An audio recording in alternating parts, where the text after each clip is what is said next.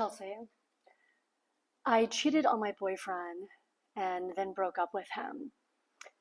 I'm now wondering if I should tell him that I cheated. Help. This is one of the worst ideas that I have ever heard.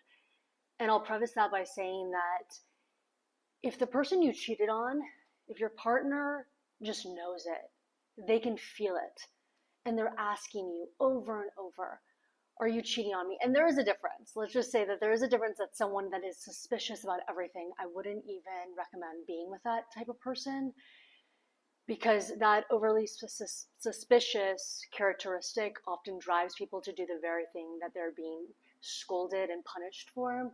But if that's not the case and someone, you cheat and someone just feels it and they come to you and they're begging for your honesty, then yes, you should be clear and come clean about what you've done, because at the end of the day, you cheating just further emphasizes that the only thing that this person has to depend on in their life is their intuition. And if you rob someone of their intuition, you cheat and you make them feel crazy, that's the lowest of the low. But your question does point to another kind of low. And it makes me suspicious that there's ill intent here. It almost makes me feel like you cheated, perhaps in an effort to gain their their attention. Your intention was to gain their attention. You know, like when you do something and you kind of start drifting and that makes the person go, what?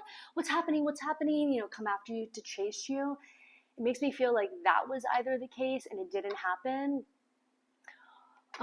or maybe that you cheated and that often is so like a deal breaker for people, that you cheated and you didn't tell them and they're still coming after you, so you're trying to really sever the tie, so you're going to tell them that you cheated.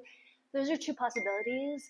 I'm going to go with thinking that it's the third one that I haven't revealed yet, and that is almost like you cheated, you broke up with them, and there was no reaction. There was no, like, it was acceptance, full acceptance of breaking up.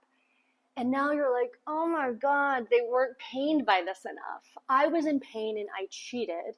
And now I'm breaking up with them and it didn't rob them of their happiness, of their joy, of their sense of self like I anticipated it to.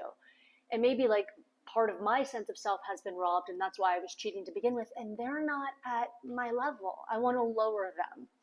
And so I'm going to tell them I cheated just to, even though they are my ex now, we're not in a relationship anymore, just to put the knife in a little bit more and go, argh.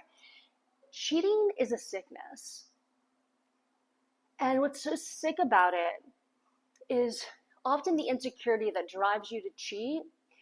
You go and your actions makes it so someone that might not have shared that same quality of yours ends up taking it on. So they become so sickened by this that they feel like there's something wrong with them and they blame themselves. And what happens is when someone cheats, what it does to the other person is they go through their life now suspicious. Always, let me look at your phone, let me do this, never believing maybe that someone, you know, you have friends of the opposite sex, never believing that there isn't some underlying intention there. So they're always kind of doubting you. And where does that come from? That can so often come from being wronged in life. So if you cheated and you chose not to tell this person, maybe they didn't even ask you, even if they did ask you and you're out of the relationship now and you're thinking, I need to go back to them and tell them what I've done. What is that for? Don't tell your ex that you cheated. Go tell a therapist that you cheated and work on your coping skills. That's the help that I can provide and offer to you.